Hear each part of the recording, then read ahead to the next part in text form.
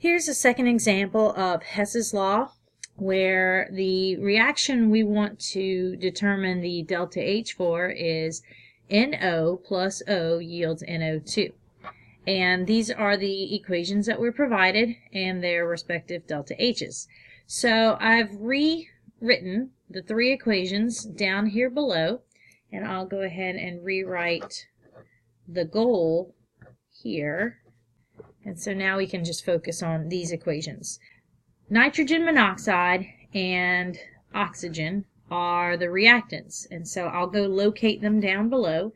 Here's the nitrogen monoxide, and here is the oxygen, just O as opposed to O2, and O3 is ozone.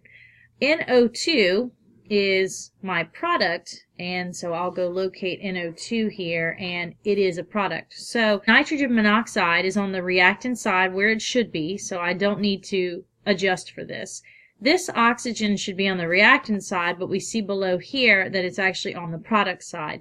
So we're going to need to reverse reaction number 3, which is going to cause the sign to be opposite of what it is currently. My nitrogen dioxide is on the product side, and it is here as well, so I don't have to reverse any reactions to accommodate this. So I'm going to go ahead and reverse reaction number 3. Remember that we're going to change that positive to a negative because we've reversed the reaction.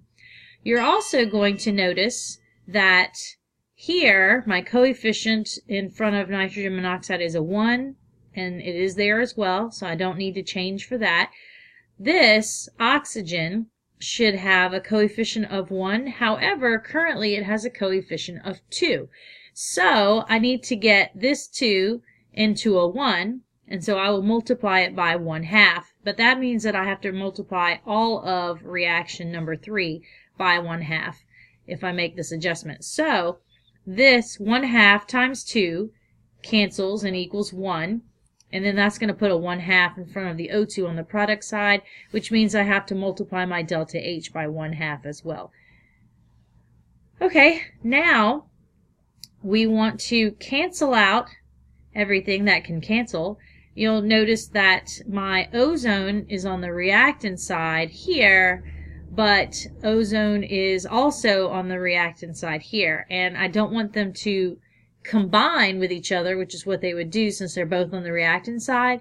And so what I'm going to have to do is reverse reaction number 2 in order to move the ozone to the product side so that it'll cancel out with the ozone in number 1. So let's go ahead and reverse this reaction. Remember that that's going to cause this sign to change from negative to positive. Okay, and so now that's been changed to positive. And now you'll notice that ozone, we have 1 on the reactant side and 1 on the product side, and so now these will cancel with each other. Okay, now I need to cancel out my oxygens, and I'm going to go ahead and circle this oxygen again because it's part of my final equation that I'm trying to end up with. So I need to cancel out these oxygens here. Notice that 3/2 oxygen is on the reactant side, and on my product side I have 1 oxygen plus 1/2 oxygen. If I make this 2/2, this and this combined together equal 3/2 oxygen, and so these two combined on the product side cancels out with this one on the reactant side. And so you notice now that everything I have remaining is part of my reaction that I'm trying to determine the delta H for. So now that we've determined the changes that need to be made to our delta H's, we can actually calculate the final answer by taking the sum of the 3 heats of reactions. So we'll have negative 198.9 plus 142.3 plus 1/2 times negative 495.0. And that gives us a delta H of reaction equal to negative 304.1 kilojoules, which above in the multiple choice is letter E.